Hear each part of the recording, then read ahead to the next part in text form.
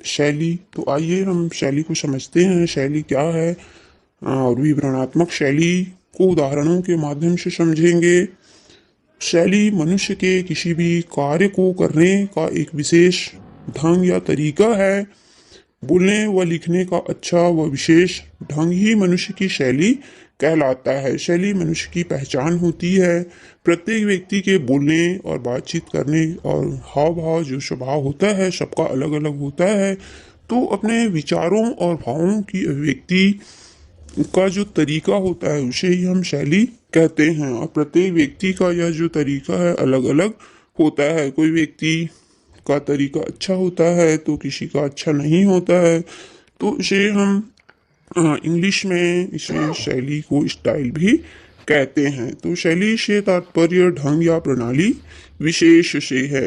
मनुष्य की जो अभिव्यक्ति है उसकी शैली के माध्यम से ही पता चलता है, या मनुष्य के जो व्यक्तित्व या स्वभाव है हम उसके शैली से ही अनुमान लगा लेते हैं कि उसका स्वभाव कैसा है। तो शैली भावों व विचारों को विशिष्ट ढंग से प्रस्तुत करने की एक विशेष प्रक्रिया है।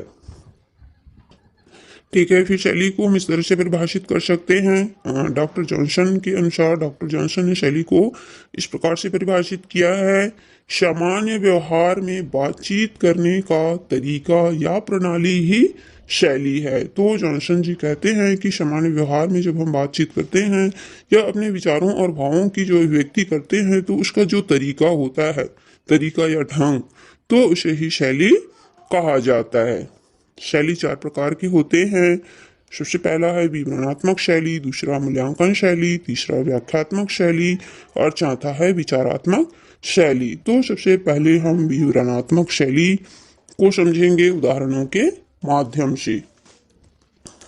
विवरणात्मक शैली से आशय है किसी घटना क्रम का क्रमबद्ध विवरण प्रस्तुत करना। कोई भी घटना है या किसी भी समारोह का आयोजन है तो उसका क्रमबद्ध या सिस्टमैटिक विवरण जब हम प्रस्तुत करते हैं तो उसे ही विवरणात्मक शैली कहा जाता है।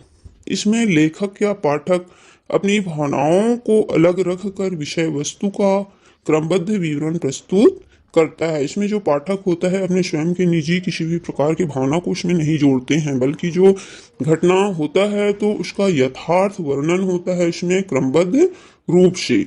वक्ता का अपना स्वयं का किसी प्रकार का विचार नहीं होता है इसमें।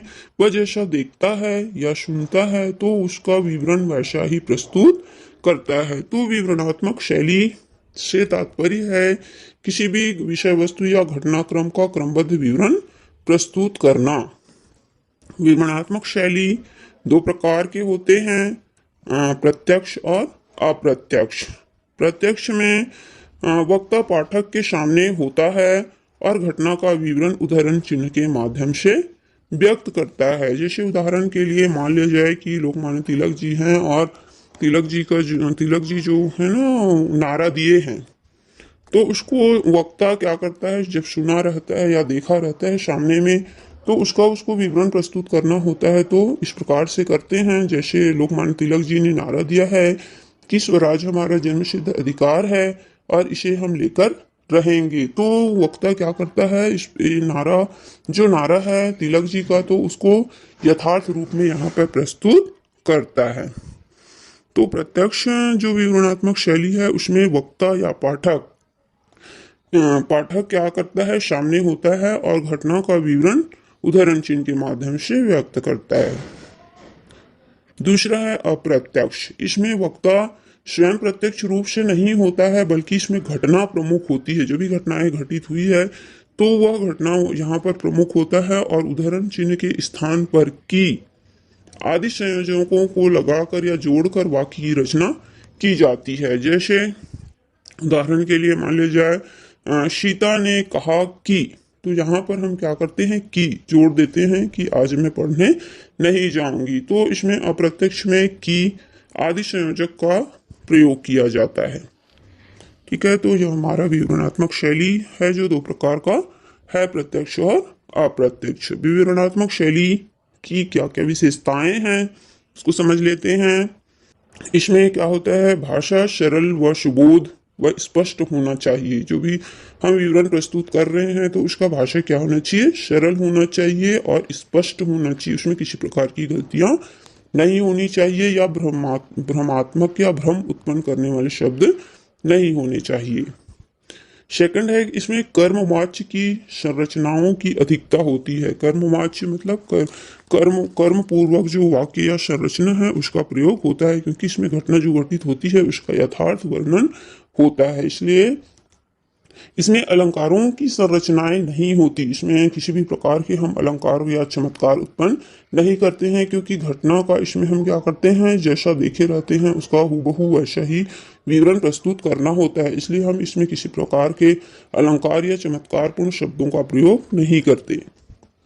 तीसरा है तथ्यपरक विचारों का समावेश। जो विवरणात्मक शैली है उसमें घटना का विवरण तथ्य पर आधारित होता है या सत्य घटना पर आधारित होता है, या जैसा आंखों देखा होता है वैसा ही आंखों देखा हाल इसमें विवरण प्रस्तुत किया जाता है। नेक्स्ट है विवरणात्मक में वक्ता स्वयं के अपने विचार प्रकट नहीं करते हैं, बल्कि अपने जो स्वयं के निजी विचार है उसमें नहीं जोड़ते हैं, बल्कि घटनाक्रम का क्या होता है, यथावत व क्रमबद्ध इसमें वर्णन होता है। विवरण भूतकाल में घटित घटनाओं का होता है। जो घटना है भूतकाल में घटित हो चुकी घटना है तो उसका विवरण प्रस्तुत किया जाता है। भविष्य के घटनाओं का विवरण इसमें प्रस्तुत नहीं किया जाता है, क्योंकि जो घटित हो चुकी घटना है उसका ही इसमें वर्णन किया जाता है।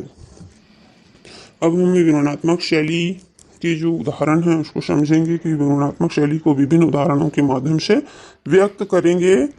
विवरणात्मक शैली को हम तीन प्रकार के उदाहरणों के माध्यम से समझ सकते हैं। पहला विज्ञान के क्षेत्र में उदाहरण प्रस्तुत करके, दूसरा वाणिज्य के क्षेत्र में उदाहरण प्रस्तुत करके, और तीसरा कला के क्षेत्र में। तो सबसे पहले हम विज्ञान विषय में विवरण प्रस्तुत करेंगे। जैसे इसमें हम किसी भी गैस या अणुपरमाणु को ले सकते हैं। यहाँ पर हम गैस को ले रहे हैं, कार्बन डाइऑक्साइड जो गैस है उसका विवरण प्रस्तुत करेंगे। तो कार्बन डाइऑक्साइड से सभी परिचित हैं और हम क्या करते हैं, अपने श्वसन क्रिया के दौरान कार्बन डाइऑक्साइड को छोड़ते हैं, ऑक्सीजन ग्रहण करते हैं और कार्बन डाइऑक्साइड को छोड़ते हैं। इसके विपरीत जो पेड़ पौधे होते हैं कार्बन डाइऑक्साइड को ग्रहण करते हैं। तो जो कार्बन डाइऑक्साइड होते हैं पेड़ पौधों के लिए बहुत ही आवश्यक होते हैं, क्योंकि जो प्रकाश संश्लेषण की प्रक्रिया होती है वह कार्बन डाइऑक्साइड उसमें आवश्यक होता है, क्योंकि कार्बन डाइऑक्साइड की सहायता से पेड़ पौधे प्रकाश संश्लेषण को ग्रहण करते हैं। तो इस प्रकार से हम कार्बन डाइऑक्साइड का विवरण प्रस्तुत किए। उसी प्रकार से हम वाणिज्य के क्षेत्र में विवरण प्रस्तुत करेंगे। वाणिज्य के क्षेत्र में हम किसी भी एक टॉपिक को ले लेते हैं। जैसे यहाँ पर हम लिए हैं वस्तु का मूल्य, वस्तु मूल्य का निर्धारण। किसी भी वस्तु है उसका मूल्य का जब निर्धारण करते हैं, है ना, तो उस टॉपिक को लेते हैं कि जो वस्तु का मूल्य है उसके जो मूल्य का निर्धारण मांग और पूर्ति पर निर्भर होता है। केवल मांग या केवल पूर्ति ही वस्तु का मूल्य निर्धारित नहीं कर सकता। जिस प्रकार कैंची के दोनों फलकों के माध्यम से ही कपड़ा को काटा जा सकता है, उसी प्रकार केवल मांग के आधार पर वस्तु का मूल्य निर्धारित नहीं होता, उसके लिए पूर्ति आवश्यक है। तो वस्तु का मूल्य उसी स्थान पर निर्धारित होता है जहां पर मांग और पूर्ति दोनों शक्तियां आपस में होती है। तो इस प्रकार हम वस्तु का मूल्य निर्धारण पर उदाहरण प्रस्तुत विवरण प्रस्तुत किए। उसी प्रकार तीसरा है कला के क्षेत्र में विवरण प्रस्तुत करेंगे। तो किसी भी कला को लेते हैं, जैसे किसी भी त्यौहार को ले सकते हैं। माटी त्यौहार है, हरेली त्यौहार है, दिवाली है, तो किसी भी त्यौहार है तो उसका विवरण इसमें प्रस्तुत करेंगे। यहाँ पर हम लिए हैं माटी त्यौहार। माटी त्यौहार आदिवासियों का त्यौहार है जो बस्तर क्षेत्रों में अधिकाधिक रूप से मनाया जाता है। यह एक परंपरागत त्यौहार है। इसमें सबसे पहले क्या करते हैं, लोग गांव के जो लोग हैं मुखिया के पास जाते हैं और जो माटी त्यौहार है उसको मनाने के लिए निवेदन करते हैं। फिर जो मुखिया या पुजारी होता है वह क्या करता है, मुहूर्त निकालते हैं कि इस दिन त्यौहार मनाया जाना है। तो इस समय जो तय समय या तिथि होता है तो उसके पूर्व ही सूर्योदय के समय उठकर नहा धोकर तैयार होते हैं सभी गांव के सभी व्यक्ति। फिर जो पुजारी होते हैं गुड़ी पहुंचते हैं और वहां लोग देवी देवताओं की पूजा करते हैं। पुजारी उस दिन निराहार उपवास रखते हैं और यह उनकी परंपरागत पूजा मानी जाती है। तो इस प्रकार से हम किसी भी त्यौहार का वर्णन कर सकते हैं। तो ये हमारी विवरणात्मक शैली के 3 प्रकार से हम इनको उदाहरणों के माध्यम से समझे।